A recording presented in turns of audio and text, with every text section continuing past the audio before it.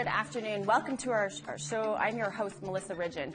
CFS, no matter where you live in this country, you've heard horror stories about a system that overwhelmingly impacts Indigenous people. In the business of covering Indigenous news, APTN is inundated daily with stories from heartbroken families, fed-up foster parents, stressed-out social workers, aged-out kids, and children's advocates who are demanding the system change. Even with a staff 10 times the size we currently have, we would never be able to cover all the stories that are out there. But a few months ago, we decided to try. And today, for the following 2 weeks on this show, we are putting CFS in focus. After hundreds of hours of reviewing reports, interviewing people, and combing through piles of research, I believe this to be true, that the child welfare system should be described as an industry. It is an industry where children are the commodity. More kids equals more money, more job security. And while everyone agrees that this system is flawed, I believe most people believe two big lies that have allowed this industry to prosper unchecked. The first lie is that children are always apprehended for good reasons, from bad parents. And the second is that the CFS system is designed to help and is doing its best. We're going to turn those two misconceptions on their head over the next 3 weeks. We want you to join in our conversation. Our phone lines are open. Call us toll-free at 1-877-647-2786. You can also tweet us at APTN InFocus. Part of how this industry gets to operate with impunity is because governments establish laws they say are to keep these matters private. In fact, the laws afford agencies and their foot soldiers the comfort to operate in secrecy and away from public scrutiny. And while these laws are a huge reason why we have this cycle of dysfunction and it's allowed to continue, we do have to respect that they are laws, and as such, we have to remind you, if you have children in care, you cannot share any identifying information about open cases, or you will be facing legal consequences potentially.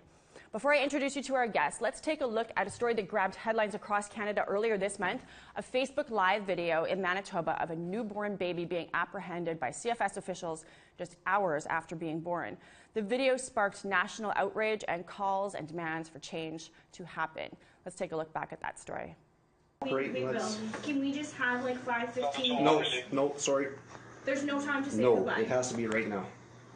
This Facebook video shows a newborn girl being taken away from her family by Winnipeg Police and Manitoba Child and Family Services. This is not new in Manitoba. It's estimated a newborn baby is apprehended every day. Now, the First Nations family advocate has had enough. A press conference was organized to show support for the family. The mother and family members were in attendance, but we're unable to identify them due to the Child Welfare Act.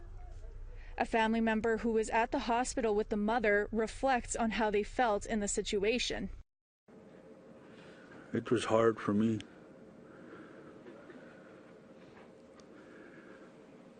It was a hard experience.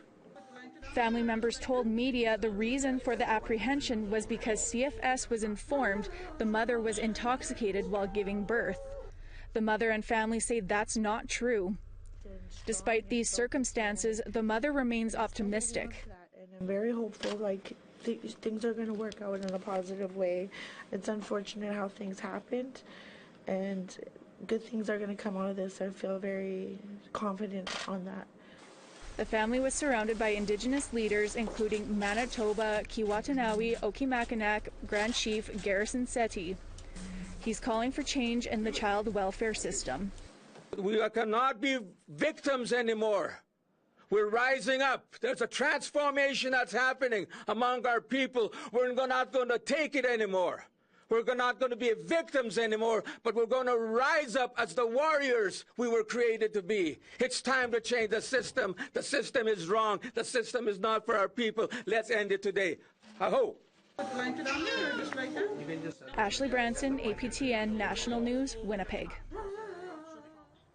Joining me today, Cora Morgan, First Nations children's advocate here in Manitoba, and Jillian Wheeler. She's an outspoken former social worker who is critical of what she says is a system that, like residential schools and the 60s Scoop, is designed to separate Indigenous children from their families and their communities. Of course, we're always thankful for you, our InFocus viewers on TV and on our Facebook Live, and a big welcome to listeners on Element Radio in Ottawa and Toronto today who are joining us as well.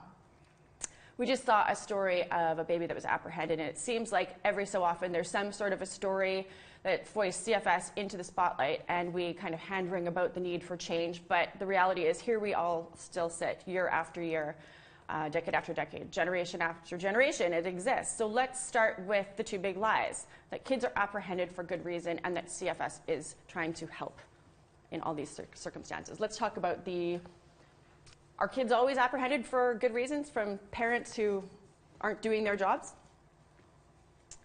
Well, I don't believe they are. I think that the design of the system is what allows for children to be apprehended when necessarily they shouldn't be, particularly here in Manitoba. Our system here is protection-based. So, there's a budget of $514 million a year for child welfare in Manitoba. It's a big industry. It's a lot of money. It's a lot of money. That's not even all of the money, because when you factor in, the feeds into the justice system, the feeds into the healthcare system, and, the legal system, it's far greater. It's more like $1 billion industry. And so when you look at that, just $514 million, 90% of the money in the system is earmarked for the protection of children. So there is no means of prevention in a real way. So if a single mother is struggling and she doesn't have enough food in her fridge or her cupboards, that could be cause for apprehension of children. Rather than, a worker coming in and saying, okay, what can we do to support you? Can we give you a gift card for groceries and support you that way? There isn't money or resources to be able to do that. The only resources available are if you take that child into care and place them in a shelter or a group home or a foster home, and then there's money to have the children removed and cared for elsewhere. You worked in the system for 3 years, Jillian. So, hindsight being 2020, and we've had this conversation because I've said, I've been a journalist for 20 years, and I have a lot of guilt and shame for the number of stories that I've said I can't cover it, we don't have time to cover this, or we don't have. See, it is upsetting. But you had said that you have a lot that you still have to live through too, right? After being in the system for 3 years, working in the system, what are some of the things that you saw that you look back at and go, God, that could have been so much different? Well, we don't have all day. A lot. And I actually ended up with a nervous breakdown once I left CFS. It was that hard. I came in very naive. I had just graduated 2005. I didn't do a practicum in CFS. You went into this social work, presumably. To help people. Right? To help my people. That's what I thought I'd be doing. Yeah. And there were many, many times we could have prevented apprehension, but that's exactly what happened. And I can tell you, I noticed a huge disparity because not once was I ever called as a protection worker to an upper middle class home, unless it was a foster home. Right. It was always people of, lower economic means, lower education, people that were really victimized by the system that didn't know their rights, all too often. And Cora is exactly right. The issue of poverty is huge. That would often be, poverty and trauma were the core reasons, but no one was helping that. Yeah. And they talked a lot about family reunification and putting in money to try and help the families, but the families would have to come to us, and most families don't trust CFS for good reason, and that's not a good. When they say if you go to agencies for help, and this is not just in Manitoba, it's anywhere. If you go to agencies for help, thinking they can help you with whether you need any sort of assistance, any sort of programming, you think that this is where you go for help, and you quickly find that it's a pot of quicksand. And then once you're in there, they don't want you to get out. No. It's beneficial to the industry to keep you in. You had talked about, and we'll go back to the first big lie, which is that kids are apprehended for good reason. Would you say, what percentage of the cases did you see over the course of 3 years, are the ones you dealt with yourself or through other colleagues, would you say would be those kids were apprehended for good reason? They were not safe. That they absolutely had to be apprehended that day? About 5%. And that might be generous. It's a very sad statistic, but it's true. There were so many times supports or another way of intervening could have done that. But the truth of the matter is the apprehension is the most cost-effective way for the agencies. Explain how. Well, I'm a little rusty, but from what I understand, there's money given each time a child comes into care.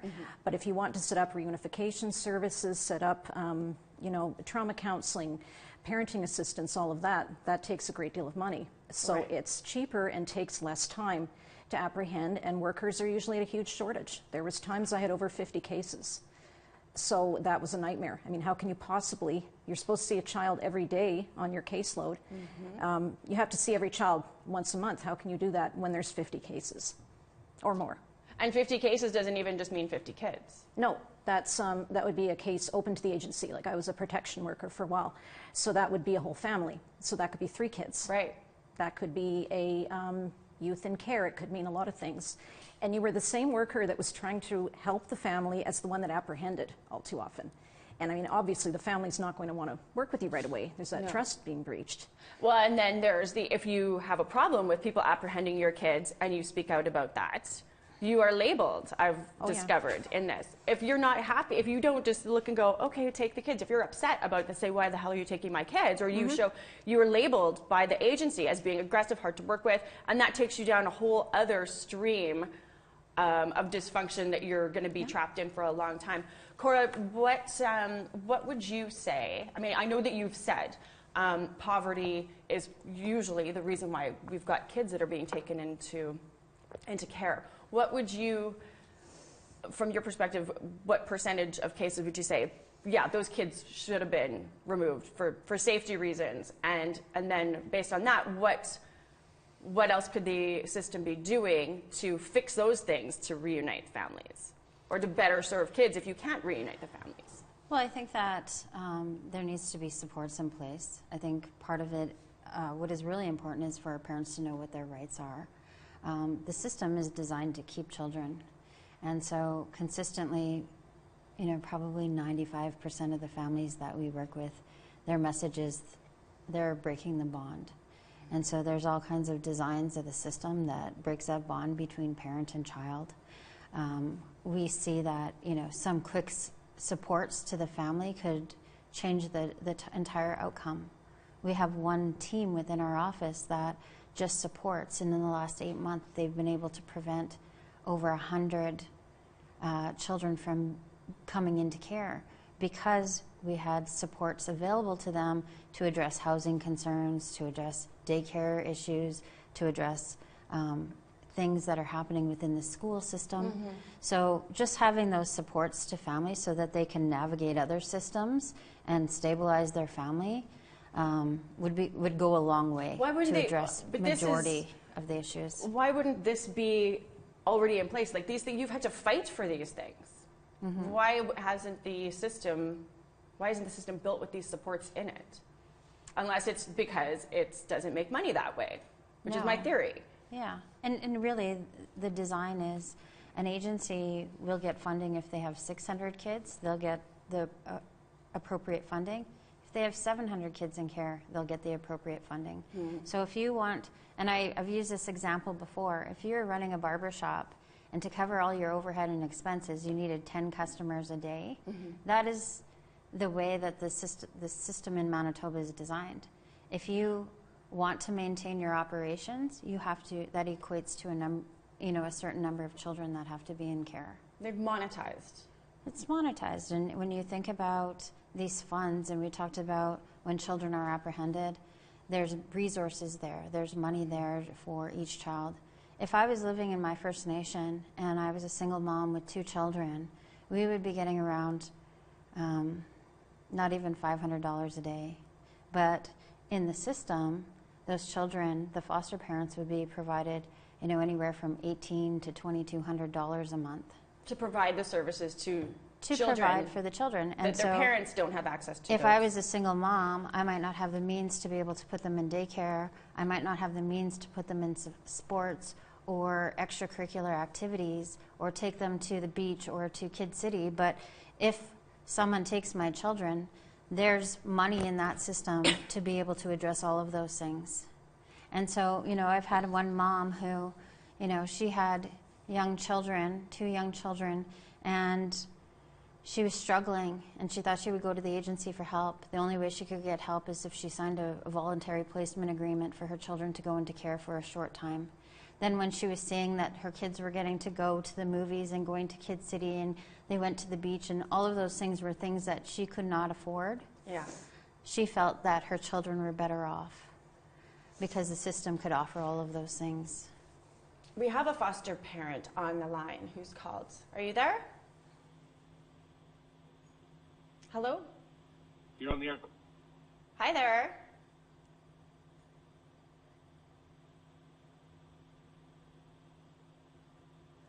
Hello? Oh, she's gone. And I mean, that's not, I don't think that that's probably necessarily even just an example, right? That could be the rule. A lot of times you look and say, you're fighting an uphill battle with a system that's got your kids, and then you see the system better able to provide for the kids than you would. They're not willing to give to help you do this. Is there a large chunk of people who just go, I can't fight this? Of course. Like I said, the system here in Manitoba is designed to keep the children. The minute that a child is removed from a home, it's automatically an illegal process. And so agencies have unlimited legal budgets, and they can go to court. Our parents mostly rely on legal aid, and legal aid lawyers are overburdened with the number of files, so that some of them have like 360 to 400 family caseloads. And so a lot of times our families can't even effectively fight wrongful apprehension. There aren't mechanisms in the system for them to be able to do that.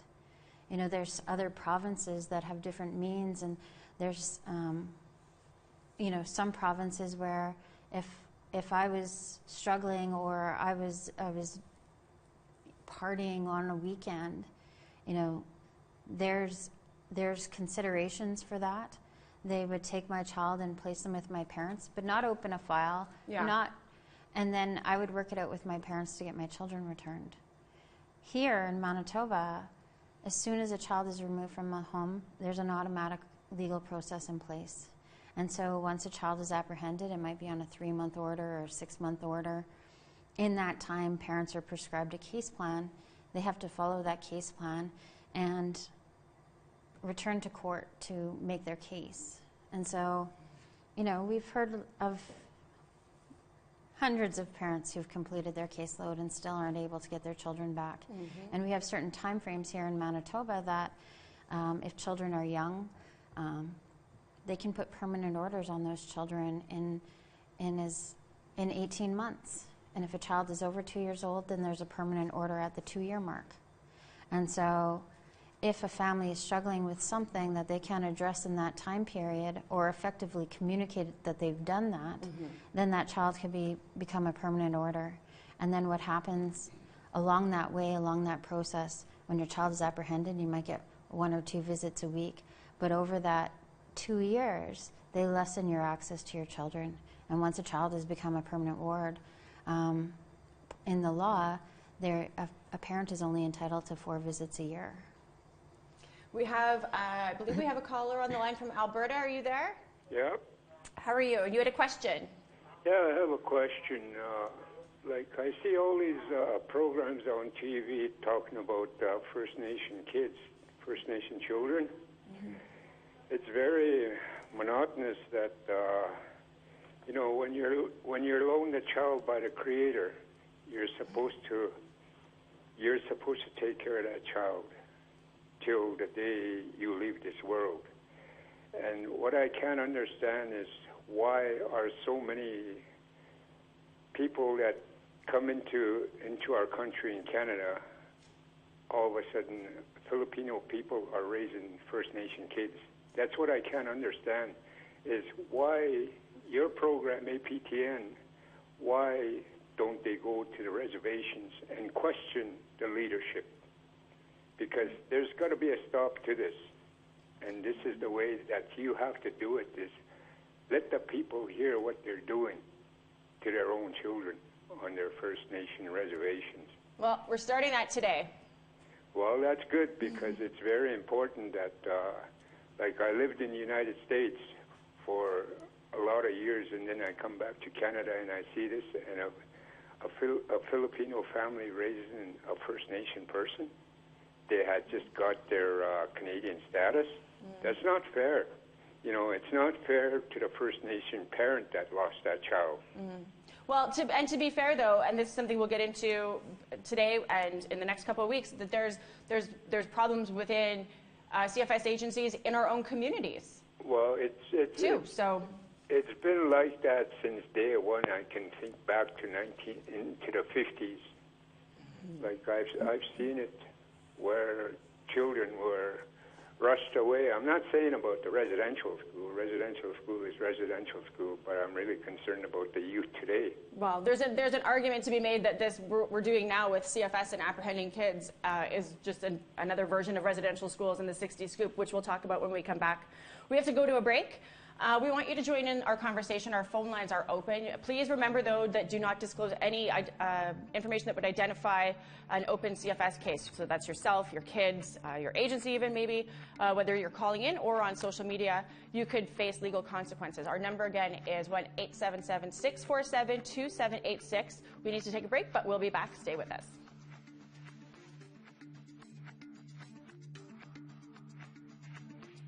Join our conversation now. You can call in toll-free at 1-877-647-2786. Like and watch us live on the APTN News Facebook page. Follow and tweet us at APTN InFocus. And send your thoughts in an email to infocus@aptn.ca.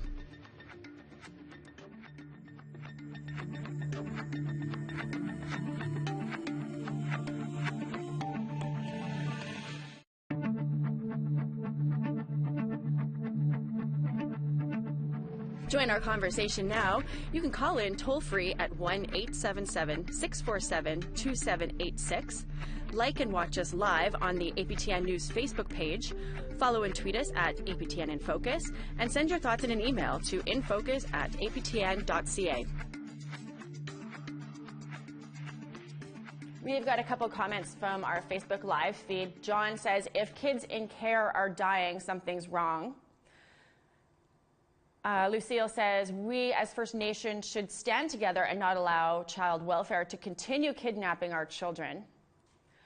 We're here with the Assembly of Manitoba Chiefs Children's Advocate Cora Morgan and Gillian Wheeler. She was a CFS worker for 3 years and, like many, left in disgust and burnt completely out. She's here to talk about how the system is designed to make many workers feel like they're doing the right thing when in fact they're really just following the rules of a colonial system that has systemically targeted Indigenous families. So I want to talk about the other thing that I think a lot of people believe is that CFS is doing the best that it can do. Well, the system is trying its hardest, and we hear that there's so many cases, they're overworked, and that feeds into the first lie, which people believe, well, they're overworked because there's so many crappy parents out there, and these kids need to be apprehended. I'd like to hear from you, Gillian. So is CFS doing the best it can? Well, I can't speak for now because I'm not part of it, but from what I can see, absolutely not. And when I was there, no, I wouldn't say so. When I first started, the AGI had just been... What's the AGI? Sorry, the Aboriginal Justice Inquiry. Okay. With the files being returned to the Indigenous agencies that had just started literally the day I started. And I can tell you, I did not have training for a very long time. I came right out of university, went right into CFS with little to no training and little to no knowledge. So here I am entrusted with life and death decisions with little to no knowledge, and I was hardly alone.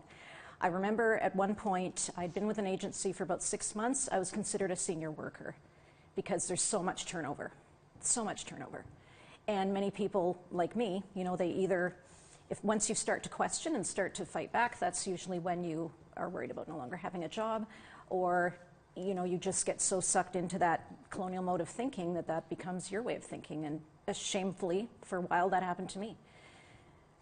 You've said, you know, you got into social work because you wanted to help. Did you believe, you look around your coworkers and you believe that everybody was there because they genuinely wanted to help? Or did something change once you're in the system? The vast majority of the coworkers I had were great. You know, they were trying their best, and I had some real visionaries for leaders we had. But some people do become corrupted by the system. They become burned out. They become jaded. They get numb to the things they see around them. It's trauma fatigue. Like, we had no one to debrief with, really, and a lot of people have PTSD or things like that from what you go through, and you just become automatic pilot. That's mostly what I saw. Jeez. What's the culture like among workers? You know, when you see there's some good ones doing their thing, and then you see there's some where you must, I would assume other workers look and go, that's just a blight on our profession. Oh, yeah. What's, is there more camaraderie, or is there more people just doing their own thing, working their own files and not? From my experience, there could even be inappropriate camaraderie. Like you'd see social workers going out with their supervisors, you know, or going out drinking or something like that. Not on the job, but on weekends, and I think a lot of that's from stress and the trauma. And there were social workers that, while we're not perfect and we're going to lead, you know, imperfect lives, that were actually leading lives that were more traumatic and troubled than those of the parents. And that they were taking kids from. Yes. Yeah. Yeah. And there was often gossip and, you know, what they kind of call gallows humor, really inappropriate jokes and things like that. And not at the expense of confidentiality, but just not what you'd think in a professional setting. Yeah. You had said there was a big drive, and you touched on it earlier, Cora, about the drive to get kids made permanent wards. Mm-hmm. And they're being celebratory. Yep. Why and how? How is this something to celebrate? At least, I don't think it should be. No. But at least when I was working, we had what were called, first we were called protection workers, then we were family preservation workers. And we basically did sort of the same thing. It's lipstick on a pig, really. Exactly. You're doing the same thing. Exactly, yeah. And then there were permanent ward workers, and they just dealt with children that were in permanent care. Mm. So once someone became a permanent ward, they were off your caseload. And those were normally a lot less maintenance than the protection files. A lot of people wanted to be permanent ward workers because it was quieter. Mm-hmm. And I can remember once a file coming in and someone saying, well, this is a slam dunk permanent order. It's going to be no problem. Really easy file. So you lucked out on this one. There were some stories I heard of people cheering another permanent ward. I didn't see that, but I heard that. Yeah. So it was because basically that meant your part in preservation and prevention was done. We did have attempts for reunification and for repatriation. We had some really great supervisors, but the support wasn't there, and the legwork wasn't there. The bodies weren't there to do it, or the training. Lots of people say we have to take this issue and give it back to the communities. That happened in Manitoba, kind of technically, with devolution, and we've got all these community-based CFS agencies. Yet we continue to see apprehensions happening at just an incredible rate, and the system's not fixed, right? Mm-hmm. You have said, Jillian, that this is, it's brown foot soldiers working for a colonial system. Mm-hmm. There's also, I've heard just through the numerous, countless interviews that I've done in the past couple of months, one thing that I keep hearing is the lateral violence that's involved in this system. And in some of these communities, with these community-based agencies, there are people in that system who use, grind axes with people in the community by using children as a weapon, mm-hmm. using CFS, their position of authority as workers, or even if you're not you're not a worker, you would still phone and make a complaint about somebody mm-hmm. to CFS to get their kids apprehended. Can you guys elaborate on that? I mean, it's the lateral violence in the truest form, but this isn't uncommon, is what I've found. Not at all. I think there were a couple of apartment complexes we get called to regularly a few times a week, and it would be people that were friends that were no longer friends or having a feud. They would call and use this as a weapon. But in communities where everyone kind of knew each other, there were people that would use that, like you said, an axe to grind with a family member or something they didn't approve of, and they would use their power. And that wasn't for everybody, but that certainly happened, especially in smaller communities. And we're certainly not painting all workers saying that this, I wanted to just throw out a few things of some of the stuff that I've heard. Corey, I'm sure you've heard stories like this too. What's your take on it? Well, I think that you can't do that. At the end of the day, you could have an axe to grind with someone, but at the end of the day, the children are the ones who are suffering, and I think mm-hmm. that people should be mindful of that. I think that it's, there has to be mechanisms in place in our First Nation communities that kind of can mitigate those sort of issues. Mm-hmm. In Ontario, they have a mechanism in each First Nation that can be there to sort of mitigate between or be a bridge between the family and the agency to sort of dispel when those types of things are happening. But, So there's been a response to it, actually. Some people are seeing that this is a problem. In Ontario, they have some mechanisms in place to be able to challenge that. But I think that, the children suffer. And what happens is that if you're a mom and you're on the other end of allegations or lies or, a disgruntled neighbor or, former best friend, what's dangerous about that is the system. As a parent, you're guilty until you can prove you're innocent, and there's no mechanisms in that system to prove your innocence. And so when we look at these systems that are enacted through this, there's a database, and so someone could allege something about me 10 years ago. It's going to follow me each time there's turnover in caseloads. So you could have a family who's had 6 different social workers in a year.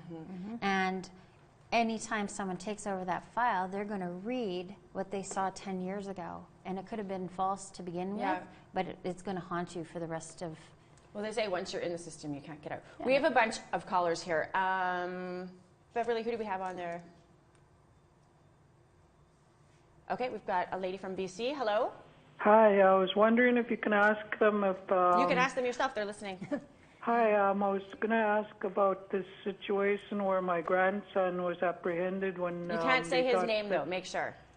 Don't say his name or the agency. Place in Alberta, Grand Prairie, and they just took my son and gave him to the biological grandparents, and they didn't honor the fact that my daughter works and everything, and she does everything for my grandson. And they didn't honor anything that they said they would after she signed the papers to grandparents in somewhere out there in Alberta. Why is it that they can't honor this to hand over my grandson to my daughter? Yeah, I mean, that's not a question that's but I want to know also, why do they apprehend kids and say that the mother was drunk at the birthing table, and yet they already gave birth to the child and they weren't given a chance? This is what I've seen on TV. They apprehended the child right off like they did to my daughter, and they said she was somewhat in the category where they were judged by their appearance. Thanks for calling. I think we have another caller on the line there too. Answer this question for me. I want to know because I want my grandson. You want to know why your daughter can't get your grandson? Oh, she's gone. Okay. Do we have another caller on the line there? Hello? Hello? Just getting them connected here. Hi there. Hi. How are you? Good. You? Good, thanks. Did you have a question? Yes, I did. Or comments also. Okay, go. I was born, and after I was born, shortly after raised in the system in Manitoba, Vaughan Street, Headingley, all the normal things that happen to many young Indigenous kids. What I'm saying now is, for all these years, our child care agencies have been so broken that I firmly believe the best way to go would to be give the child care for all children in Canada over to Indigenous people. The reason I'm saying that is it needs a restart. It's so broken, it can't be fixed. The other thing I'd say is, who is going to be the new fuel to feed this industry? It seems that now that Indigenous people's rights are coming to the forefront. In Winnipeg, I've been with a friend of mine from the Somali community, an elder, and we're trying to get traction because they're seizing children from the hospital at birth too for those people too. So, it is a major issue, and I would really hope that Indigenous people and new immigrants could form a better relationship to empower each other politically to change these things.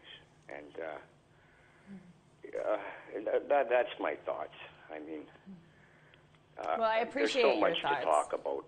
Yeah, well, we're starting. We can't get to all of it today. I thank you for taking the time to call, though, and to share your thoughts with us. We have a Facebook comment here.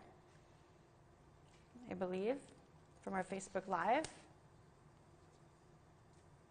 I'm just waiting to see where that is.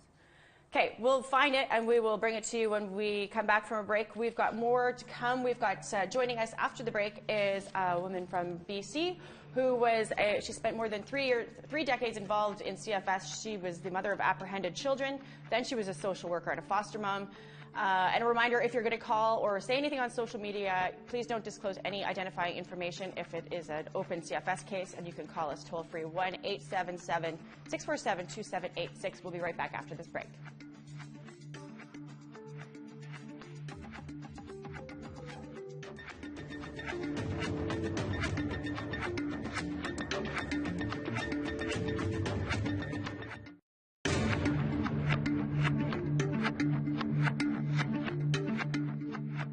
Back. Annette had a comment on our Facebook Live feed. She said that teenagers are running away from CFS. They want to be with their families, but there's no money for CFS if they give the kids back. They pay strangers but not help the families instead. CFS is nothing but the new residential schools, period. Change it now, not later. That's exactly what we talked about before our first break. Cora completely agrees. Okay, so we're going to go now. Katherine Hensel is a member of the Indigenous Bar Association, the Advocates Society, and the Canadian Bar Association. This Toronto-based lawyer has spent a good portion of her career dealing with child welfare and kind of sadly has actually put together a tip list for anybody who comes into contact with a child welfare agency. Let's take a look. Get the documents from the society. They have to serve you. They have to provide you with an explanation in writing that's also going to be filed with the court about why they're apprehending your child. Look at those documents, consider them, and get a lawyer right away. Find out, make sure you find out when the court date is. You have to go to that court date, and if you don't, it may be characterized as you don't care enough or you're not organized enough to even make it to court. So, where are your priorities? Get on legal aid funding, a certificate or whichever province or territory you're in. Make sure that you're in a position to find and retain a lawyer before the first court date, and that's going to take a fair amount of work. Look at the risks that they say you pose, that your life and your home pose to your children. Be honest with yourself and sort out what you agree with and what you don't agree with. Take immediate steps to address or begin to address the risks that you agree with, and what you don't agree with, start to build evidence to contradict what the society says. Don't sign any agreements unless you completely agree that you cannot safely care for your child in the present, because it may be difficult to go back from that. Don't sign any voluntary agreements without the advice of a lawyer. And engage with your First Nation for whatever resources and support and advocacy that they can provide to you. We have a caller on the line now from Manitoba. Are you there? Hello. Hello, how are you? Not bad. Good. Did you have a question or a comment? Yeah, I have a comment. I was just wondering, when kids are apprehended from a home, why ain't the workers that they place the children in with screen the parents, like the foster parents or adopted parents that are trying to adopt those Indigenous kids? They don't get screened for what they do, and yet they can sit there and judge us and Native people. I used to be a CFS worker, and I never judged people in my life. And then when someone does something right for their kid, then the CFS thinks they're doing it wrong. I don't understand why someone should be able to, it's weird. CFS doesn't screen the people they put these kids with. They're saying your problem is with some of the foster homes. I'll go to Jillian. Jillian, you had said earlier that some of the foster homes that these kids were being put into were far worse than... Oh, yeah. Yeah, nightmares. And I mean, anybody can present well when you first meet them, especially if they know the system. And there's some foster parents that are in it for great reasons, but some are not. Some are there for the money. And there were kind of cursory things like criminal record check, child abuse registry, but you can have a very problematic home and not be on those registries. Totally. And all too often, I remember it would look at things like, how many bedrooms do you have? How large is your house? You know, what neighborhood are you in? And those aren't the most important things, because again, that makes it so it's just middle to upper middle class people can foster. Yeah. Yeah, and often the checks would be very hasty. If you needed a emergency placement, the checks could get skipped. There'd be missing documents, missing information. It was just cutting corners. I want to go back to something that we heard the lawyer talk about the court appearances. Don't miss a court appearance. It will look like you don't care about your child, that you're not taking this seriously. But I wanted something that I heard over and over and over again, so I believe there's got to be some truth to it, is that there's some dirty business involving workers and telling people when they have to be in court. Oh, I've heard a couple different things. They give you outright the wrong court date. They will tell you, you don't have to, oh, don't worry, you don't have to be in court for this. They'll tell you, I think it's this court date, but I'll get back to you and let you know. And when these parents don't hear back, they don't go. Do you see, I mean, and to be clear then too, once you don't appear in court for that first court date, you are set on a completely different path than if you appeared. Your case management plan would be completely different. This buys more time for your kid to stay in this system. Is there truth to this? And explain how this, if you see it working. If you don't know your rights, then you can easily be trampled on right from the get-go. And so we've heard of a lot of families who haven't gotten that notice that they have to attend court. Families don't know that they need to show up at the first time with a lawyer. And so that's important. Like the moment that you are served anything, you have to get a lawyer right from the get-go. So those things are really, really important. If anyone ever tells you you don't need to be there, because we've had so many families who said, well, they told me my lawyer would be there, that I don't have to show up. I'm like, you have to show up every single time. And, you know, a lot of times families have even been told when they do go to court, they've been told that they can't speak. And so my recommendation always is whatever you have in you, you make sure that that judge or that master knows how much you love your children and all the things you're prepared to get your child back. You know, those are some of the key things that are really important. And I wanted to go back to that comment about the foster parents as well. Yeah. One of the other things that we see often are that agencies will have foster parents, and if they're found that the foster parent is neglecting or abusing the child, the agency can go in there and pull their license. But that doesn't prevent them from going to another agency and getting relicensed as well. And so then, even though they were shut down by one agency, they can go to another agency and have more kids in their home. And so that's really critically important too. So if you have, you know, there's parents foster parents that are in it for all the right reasons, but then there's a lot of people who are in it for merely the money. And so kids are a commodity in this industry. No, and absolutely. They would be, you guys were during the break we were talking about VPAs. What are they, and explain how these things work or don't work, I guess. I think they're pretty much the same as when I was working. It's a voluntary placement agreement.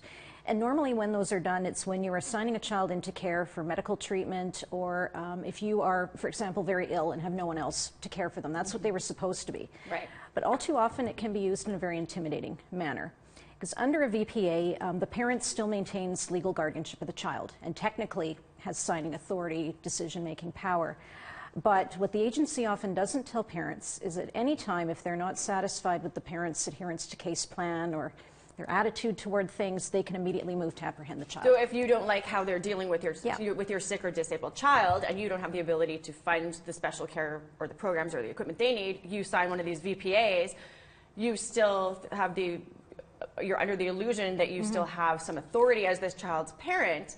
And if you try to exercise that authority, saying, I think we shouldn't do this, we should do this, they can say, oh, you're a problem, and snap, it's gone, and that child belongs to the system. And all too often, it's not just for sick and disabled children, it's in any situation. And it's told to you, well, you can either sign this or you can go to court.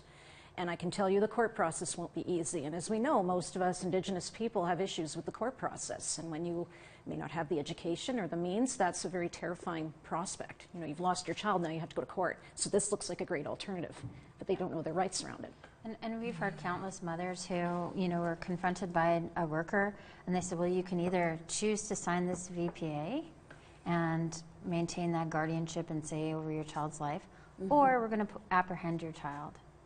But under this VPA, you'll have more access to your child, you'll have more visitations, and, you know, parents confronted with court and a temporary order of their children, or something that sounds more friendly, they'll elect to sign that on the spot. And so, like Katherine had suggested in her tips, that you don't sign anything.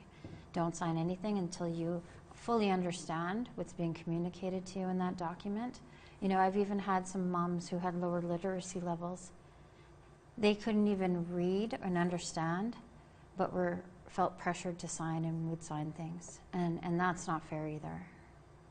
Well, they target, you have to believe, they target people who they think they are most easily taken advantage of. They're not banging on doors in affluent neighborhoods, pulling this with their kids.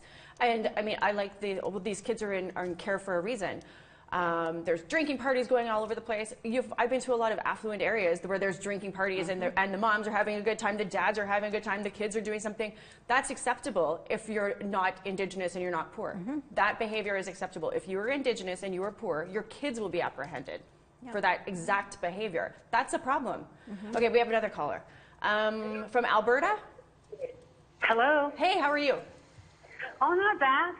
What can I do for you? You have a comment, I understand? Or question? No, the reason why I was calling, I was looking at what's in focus, and I kind of think that, like the social services, like for the Native people, social services, if you are not from that reserve and that kid was taken away from you, they will be against like if it's the mother that doesn't belong to that reservation, that reserve, and the father is. So if it has something to do with the father and it has nothing to do with the mother, they will lean on her and giving her all the bad things. Oh, she did this, she did that. Hello? Hello, we're listening.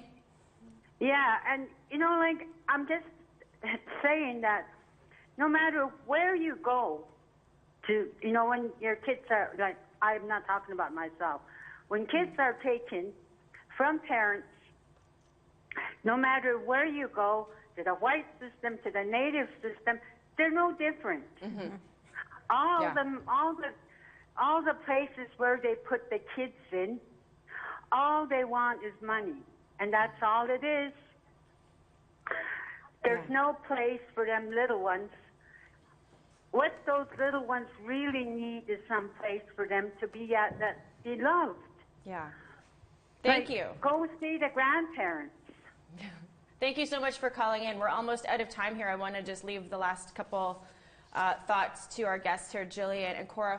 What has to happen for there to be change? I'm not asking how to change the system, but something has to happen to ignite something to make change. What has to happen?